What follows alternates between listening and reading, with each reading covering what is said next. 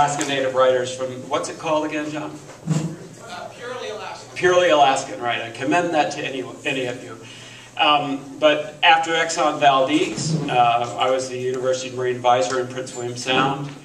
And of course, the Exxon Valdez brought a lot out, the good and the bad out of a lot of us, I think. And the university started having problems with what they called my advocacy. Well, if you can't be an advocate for conservation after something like the Exxon Valdez, then there's part of you that's not fully alive, I think. So, but they started having a problem with all this, and it came to, not to bore you with details, but it came to a head, and the straw that broke their back was the Bristol Bay oil lease, which I suggested should not be done.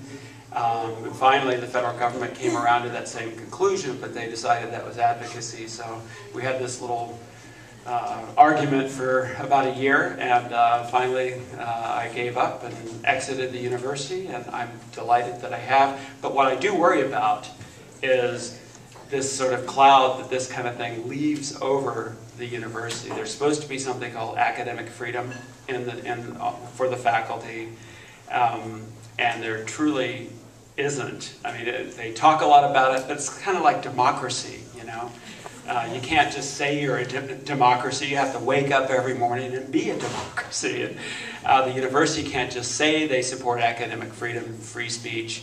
You have to actually do it, even if it's considered threatening to your benefactors, such as big oil and the politics in Alaska. So, at any rate, I'm fine with what I did, but I do worry about where the university is in this.